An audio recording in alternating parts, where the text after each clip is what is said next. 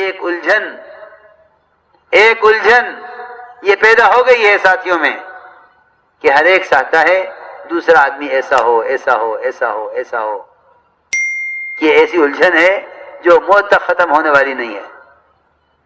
حالانکہ الجھن کی چیز یہ ہے کہ میں ایسا ہوتا میں ایسا ہوتا میں ایسا ہوتا. اپنے بارے میں اگر ہر آدمی اس کا فکر کر لے تو سب کا بننا آسان ہے. اور اگر دوسرے کے بارے میں یہ فکر سوار ہو جاوے کہ فلاں کو ایسا ہونا چاہیے فلاں کو ایسا ہونا چاہیے تو یہ آپس میں رنجشیں دوریاں اور بے اعتمادی پیدا کرنے کے سوا اور اس کے علاوہ کوئی فائدہ نہیں دے گا. اس لیے میں نے عرض کیا کہ خوبیاں تلاش کی جاتی ہیں عیوب نہیں. عمر رضی اللہ تعالیٰ عنہ ایک گھر کی طرف بڑھے, گھر میں سے آواز آ رہی تھی گانے کی.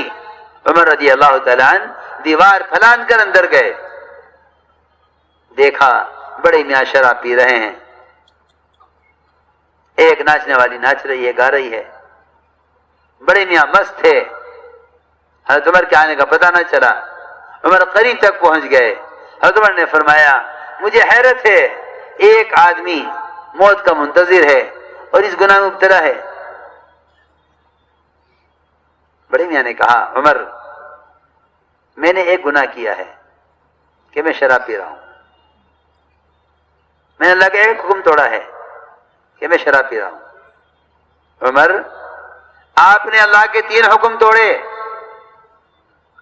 آپ نے اللہ کے 3 حکم توڑے. آپ دیوار پھلان کر آئے, اللہ نے فرمایا قرآن میں وَأْتُوا الْبُيُوتَ مِنْ أَبْوَابِهَا کہ دروازوں سے آؤ. آپ عیب تلاش کیا آپ نے اندر گھس کر, اللہ نے فرمایا وَلَا تَجَسَّسُوا مسلمان کا عیب تلاش مت کرو. دوسرا گناہ, تیسرا گناہ آپ نے یہ کیا کہ آپ گھر میں داخل ہوئے بغیر اجازت کے بغیر سلام کے. آپ نے 3 گناہ کیے ہیں, میں نے ایک گناہ کیا ہے. عمر رضی اللہ تعالیٰ عنہ اس کے شراب پینے کو تو بھول گئے. دیکھو ایک بات یاد رکھو, جب کسی کو کسی بات سے روکا جائے اور ٹوکا جائے اس کو چاہیے کہ ٹوکنے والے کو اپنا محسن سمجھے, ٹوکنے والے کو اپنا محسن سمجھے. کیونکہ کسی غلط بات پر ٹوکنے والا, کسی غلط بات پر ٹوکنے والا وہ ایسا ہے جیسا کسی آدمی کو اور کسی نابینا کو گڑھے میں گرتے گرتے کوئی لپک کر بچا لے. گڑھے میں گرتا گرتا کوئی آ کے لپک کر اس کو بچا لے. ٹوکنے والا ایسا ہوتا ہے, ارے ارے آپ ہی کیا کر رہے ہیں, ارے آپ ہی کیا کر رہے ہیں. اس لیے کہ براء ابن عازب فرماتے ہیں کہ گناہ کرنے والا ایسا ہے جیسے کسی گڑھے میں گر جانے والا. براء ابن عازب فرماتے ہیں گناہ کرنے والا ایسا ہے جیسا کسی گڑھے میں گر جانے والا. ابو درداء فرماتے ہیں رضی اللہ تعالیٰ عنہ, ابو درداء فرماتے ہیں گناہ کرنے والا ایسا ہے جیسے کسی گڑھے میں گر جانے والا. اس کو گناہ سے بچانے کا کہ 2 موقع ہیں, ایک گرنے سے پہلے روکنا, ایک گرنے کے بعد اس کو نکالنا. 2 موقع ہیں, گناہ کرنے سے پہلے روکنا اور گناہ کرنے کے بعد پھر اس گناہ کے ماحول سے اس کو نکالنا. عمر رضی اللہ تعالیٰ میں عرض کر رہا تھا کہ ٹوکنے والوں کو اپنا محسن سمجھا کرو, ٹوکنے والوں کو اپنا محسن سمجھا کرو کہ ہمیں ٹوک رہا ہے اس کا ہم پر احسان ہے. اس لیے کہ جب کسی کو کسی بات سے ٹوکا جاتا ہے تو وہ اپنی ذلت محسوس کرتا ہے کہ مجھے کیوں ٹوک دیا. سنو کہ نہیں, ٹوکنے والے کو اپنا محسن سمجھو. جس کو ٹوکا جاتا ہے وہ کوئی عذر پیش کر دیتا ہے فوراً. سنو غور سے, ایک آدمی حضور اکرم صلی اللہ علیہ وسلم کے ساتھ کھانا کھا رہے تھے. وہ کھا رہا تھا بائیں ہاتھ سے, کھا رہا تھا بائیں ہاتھ سے. آپ کے صحابی نہیں تھے, کوئی اور آدمی تھا. آپ نے اس کو ٹوک دیا، فرمایا بائیں ہاتھ سے نہیں دائیں ہاتھ سے کھاؤ۔ میری بات ضروری بات ہے یہ، اس لیے کہ اس زمانے میں ہر ایک کی بات کے انکار کا مزاج بن گیا۔ کوئی غلط بات کو ٹوک دے تو فوراً انکار کر دیتے ہیں۔ ایک تو اسے محسن نہیں سمجھتے اپنا، بلکہ اس کے غلط بات کے ٹوکنے کا اس سے بدلہ لینا چاہتے ہیں کہ میں بھی تجھے دیکھوں گا، کبھی تو بھی غلط کرے گا تو میں بھی تجھے پکڑوں گا سب کے سامنے۔ جی ہاں، بجائے اس کے کہ منکر سے روکنے والے کو محسن سمجھ کر اپنے منکر سے باز آ جائے، اس سے بدلہ لینے کے لیے ٹو میں لگ جاتا ہے کہ میں بھی اس کی کمی تلاش کرتا ہوں تاکہ اس طرح اس نے مجھے روکا ہے میں بھی اس کو روکوں۔ یہ میں عرض کر رہا تھا کہ منکر سے روکنے کے لیے منکر طریقے اختیار نہ کرو، منکر سے روکنے کے لیے معروف طریقے اختیار کرو۔ تو فرمایا حضور اکرم صلی اللہ علیہ وسلم نے کہ دائیں ہاتھ سے کھاؤ، فرمایا دائیں ہاتھ سے کھاؤ، بائیں سے مت کھاؤ۔ اسے خیال آیا کہ مجھے ٹوک دیا سب کے سامنے، میں کیا کروں؟ اس نے جھوٹا عذر پیش کیا، جھوٹ بولا اور یہ کہا کہ میرا دائیں ہاتھ اٹھتا نہیں ہے، میں اس لیے بائیں سے کھا رہا ہوں۔ آپ نے دیکھا ہوگا بہت سے لوگوں کا مزاج ہوتا ہے یہ کہ اگر ان کو کسی غلط بات سے ٹوکا جائے تو وہ کوئی جھوٹا عذر پیش کر دیتے ہیں کہ جی یہ تو میں اس لیے کر رہا ہوں، تاکہ لوگ یہ کہیں کہ ہاں آپ غلط نہیں کر رہے تھے، ٹھیک ہے۔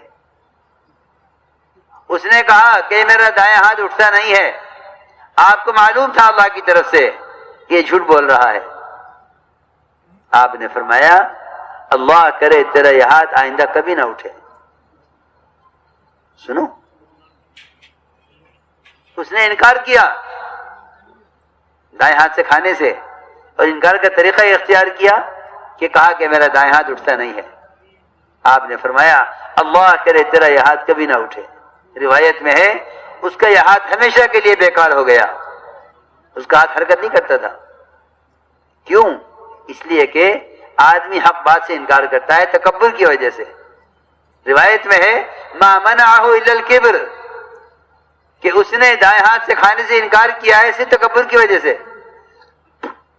میں عرض کرتا ہوں کہ دائیں ہاتھ سے کھانا فرض نہیں، واجب نہیں، بے شک سنت ہے۔ دائیں ہاتھ سے کھانا فرض نہیں، واجب نہیں، بے شک سنت ہے، لیکن ایک سنت کے انکار کرنے کی وجہ سے، ایک سنت کا انکار کرنے کی وجہ سے، ایک سنت کا انکار کرنے کی وجہ سے وہ اپنے ہاتھ سے ہمیشہ کے لیے محروم ہو گیا۔ یہ بہت یاد رکھنے کی بات ہے جو میں عرض کر رہا ہوں۔ ایک سنت کا انکار کیا، اس سے ہمیشہ کے لیے اپنے ہاتھ کے استعمال سے محروم ہو گیا، ہاتھ شل ہو گیا ہمیشہ کے لیے۔ آپ نے بدعا دی اللہ کے تیرا ہاتھ کبھی نہ اٹھے۔ حالانکہ دائیں ہاتھ سے کھانا میں نے عرض کیا نہ فرض ہے نہ واجب ہے، تو اس لیے عرض کر رہا ہوں کہ کوئی کسی بات پر ٹوک دے فوراً دل کو متوجہ کرو اس طرف کہ یہ میرا محسن ہے، یہ میرا محسن ہے۔ اگر اس کو محسن سمجھو گے تو اس کے ٹوکنے کو اس کے ٹوکنے پر ناراضگی ظاہر نہیں ہوگی، اور اگر اس کے ٹوکنے پر ناگواری ہوئی تو اس کا کھلا مطلب یہ ہے کہ اس نے آپ کو غلط بات سے ٹوکا ہے، آپ کو غلط چیز سے محبت ہے، صحیح چیز سے محبت نہیں ہے۔ تو میں عرض کر رہا تھا کہ کسی کو اس کی برائی سے روکنے کے لیے اگر راستہ غلط پکڑا ہے تو اصلاح نہ ہوگی، اور اگر راستہ صحیح اختیار کیا ہے تو اصلاح ضرور ہو جائے گی۔ عمر رضی اللہ تعالیٰ عنہ اپنی 3 گناہوں پر روئے اور آواز سے روئے۔ بڑے میاں کے شراب پینے کو بھول گئے، اپنے 3 گناہوں پر روئے کہ عمر تجھے تیری ماں گم کرے، اللہ نے تیرے 3 گناہ معاف نہ کیے، تو دیوار پھران کر گیا گھر میں، بغیر اجازت کے گیا اور اس نے عیب تلاش کیا ایک مسلمان کا. عمر رضی اللہ عنہ اتنا رو رہے تھے کہ عمر کی ہچکیاں بن گئی روتے روتے. اب رونے کی آواز کو چھپانے کے لیے عمر رضی اللہ تعالیٰ عنہ نے اپنے دانتوں سے اپنی چادر کو بھینچا ہوا تھا. باہر نکلے. عبداللہ بن مسعود کھڑے ہوئے تھے دروازے گھر کے باہر. ان کو کچھ نہیں بتلایا. اللہ ہمیں معاف فرمائے. یہاں تو ایک بات معلوم ہوتی ہے ایک ساتھی کی, چاہتے ہیں فوراً سب کو خبر کر دوں.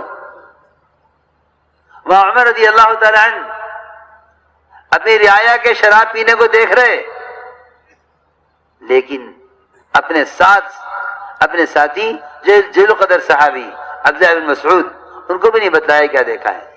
وہاں سے عمر رضی اللہ تعالیٰ عنہ خاموشی سے باہر نکل آئے. کسی کو نہیں بتلایا, کسی کو نہیں بتلایا. اللہ جانتے تھے, حضرت عمر جانتے تھے, کسی کو نہیں بتلایا کیا دیکھا ہے. بڑے میاں نے حضرت عمر کے مجلس میں آنا چھوڑ دیا. ایک مدت گزر گئی, حضرت عمر کے ہاں آنا چھوڑ دیا. پھر خیال آیا کہ بہت مدت ہو گئی, بات پرانی ہو گئی, بات پرانی ہو گئی, چلو چلتے ہیں. روایت میں ہے کہ آ کر آخر میں بیٹھے چھپ کر لوگوں سے کہ پیچھے جا کر بیٹھے چھپ کر کہ حضرت عمر نہ دیکھیں. حضرت عمر نے دیکھ لیا. فرمایا میرے پاس بڑے میاں کو لے کر آؤ. ان کو لایا گیا. حضرت عمر رضی اللہ تعالیٰ نے دیکھ کے فرمایا بڑے میاں اپنا کان میرے قریب کرو. کان میں کہا کوئی اور نہ سنے. فرمایا بڑے میاں میں نے اس رات کی بات کسی کو نہیں بتلائی. میں جانتا ہوں یا میرا اللہ جانتا ہے, آپ جانتے ہیں, تیسرا کوئی نہیں جانتا. بڑے میاں نے کہا عمر کان میرے قریب کرو. بڑے میاں عمر کے کان میں کہا مومنین میں نے اس دن سے آج تک شراب نہیں پی ہے. دیکھو میں ضروری بات عرض کر رہا, منکر کے ماحول کو ختم کرنے کا طریقہ یہ نہیں ہے کہ منکر کے تذکرے کیے جائیں, بلکہ منکر کو ختم کرنے کا طریقہ یہ ہے کہ معروفات کے تذکرے کیے جائیں. اخبارات منکر کے تذکرے کرتے ہیں, فلاں نے یہ کیا, فلاں نے یہ کیا, فلاں نے یہ کیا. اس لیے اخبار باطل کی اشاعت کا ذریعہ ہے. اور قرآن کا حکم یہ ہے کہ مسلمان کے عیب کو چھپاؤ. اللہ اکبر. ایسا عیوب کو چھپانے کا مزاج تھا. عمر رضی اللہ تعالیٰ عنہ بیٹھے ہوئے تھے, کمرہ بھرا ہوا تھا, لوگ جمع تھے. حضرت عمر کے سامنے بیٹھنے والے کسی آدمی کا وضو ٹوٹ گیا اور ریا خارج ہو گئی, اسے بدبو آئی. حضرت عمر کو ناگواری ہوئی, غصہ آیا. عمر رضی اللہ تعالیٰ نے فرمایا جس نے یہ حرکت کی ہے اٹھے اور وضو کر کے آئے. ابھی اٹھا نہیں تھا اپنی جگہ سے, حضرت جریر رضی اللہ بیٹھے ہوئے تھے. حضرت جریر نے کہا عمر کے کان میں مومنین اگر یہ اٹھے گا سب اس کو دیکھیں گے. ایک آدمی رسوا ہوگا سارے مجمع کے درمیان, لوگ اس پر ہنسیں گے. آپ نے تو قسم کھا لی ہے کہ اٹھے وضو کر کے آوے. یہ آپ نے ایک آدمی کو آپ اٹھائیں گے, سارا مجمع اس کو دیکھے گا. اس لیے ایک مسلمان کے عیب کو چھپانے کے لیے حضرت جریر نے کہا مومنین آپ کی قسم تو پوری ہونی ہے, آپ کی قسم پوری ہونی ہے. اس کا طریقہ یہ ہے کہ آپ پورے مجمع کو حکم کریں کہ سب وضو کر کے آئیں. دیکھو روایت, چنانچہ روایت میں ہے حضرت نے حکم دیا جاؤ سب وضو کر کے آؤ. چنانچہ سارے مجمع نے وضو کیا. کسی کو نہیں معلوم ہو سکا کہ وضو کس کا ٹوٹا تھا, ریا کس کی خارج ہوئی تھی مجلس میں. ایک آدمی کے ایک ایسے عیب کو چھپانے کے لیے جو اس کی ایسی ضرورت تھی جو اس کے قابو کی چیز نہیں ہے, اس کے ایک عیب کو چھپانے کے لیے جو اس کے قابو کی چیز نہیں ہے, سارے مجمع سے وضو کرایا.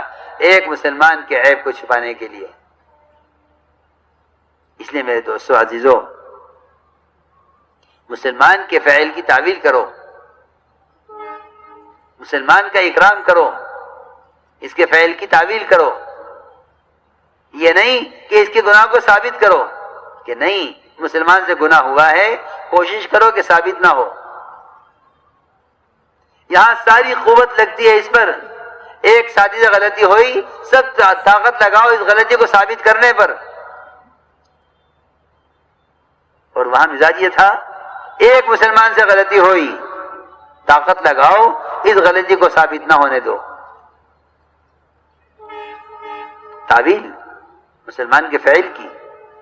امت اس طرح بنتی ہے، امت ایسے بنتی ہے. ایک چور لایا گیا حضرت علی کے پاس رضی اللہ تعالی عنہ، اونٹ چرایا،